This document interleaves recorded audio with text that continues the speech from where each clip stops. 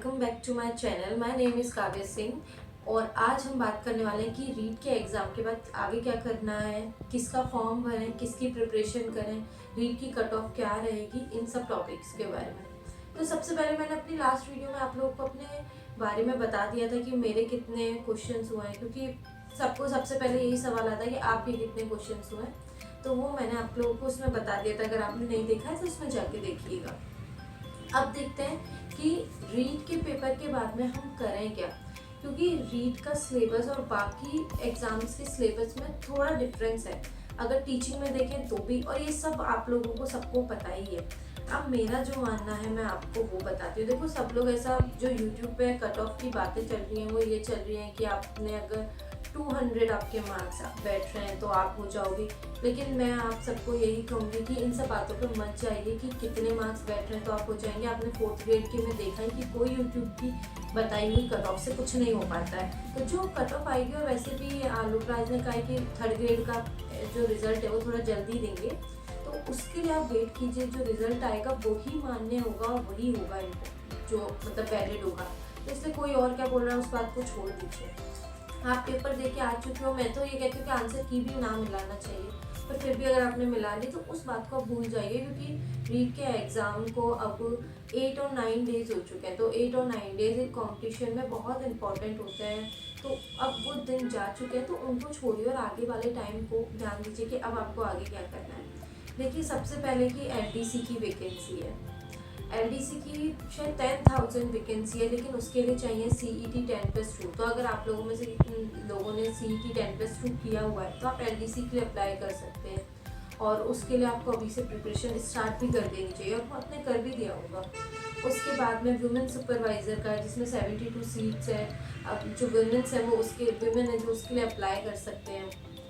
और second grade है, first grade है। अब ऑब्वियसली सेकेंड ग्रेड और फर्स्ट ग्रेड 3rd ग्रेड से बिल्कुल अलग हो जाता है, क्योंकि बोर्ड ही अलग है और बहुत टफ होता है। ये सबको ही पता है कि second grade first grade tough होता है, लेकिन अब तो इस बार तो 3rd ग्रेड भी टफ नहीं रहा। 3rd ग्रेड भी इतना हार्ड हो गया है कि सेकेंड ग्रेड और फर्स्ट ग्रेड तो क्या ही टफ और क्या ही ईजी बचेगा। तो टफ तो अब सब कुछ ही है, सब कुछ के लिए बहुत पढ़ना पड़ेगा, बहुत ज़्यादा। मैं तो अब ये कहती हूँ कि 1-1.5 साल आप मान के चलो कि आपको पूरा बहुत ही पढ़ना है सब कुछ। तो आप एक एग्ज़ाम चूज़ कर लीजिए। जैसे कि वीडियो का एग्ज़ाम अभी जो कैलेंडर आया है उसके अकॉर्डिंग दिसंबर में होने वाला है।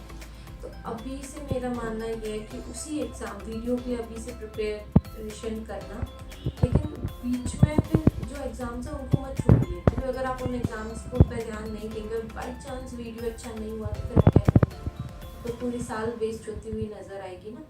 तो इसीलिए जो कोई भी, जैसे कि जो जून जुलाई में ये एग्ज़ाम्स हो रहे हैं ना, फिर चाहे सेकेंड ग्रेड का हो रहा है या फर्स्ट ग्रेड का हो रहा है, फर्स्ट ग्रेड में बहुत कम वैकेंसीज़ है, मैथ्स के लिए तो स्पेशली ना के बराबर ही हैं। जैसे ये रीट का एग्ज़ाम था, इसमें सबसे ज़्यादा सबको प्रॉब्लम ये थी कि देखिए, मतलब मुझे भी जो सबसे बड़ी प्रॉब्लम थी कि कितना लंबा पेपर है, उसको कैसे करें।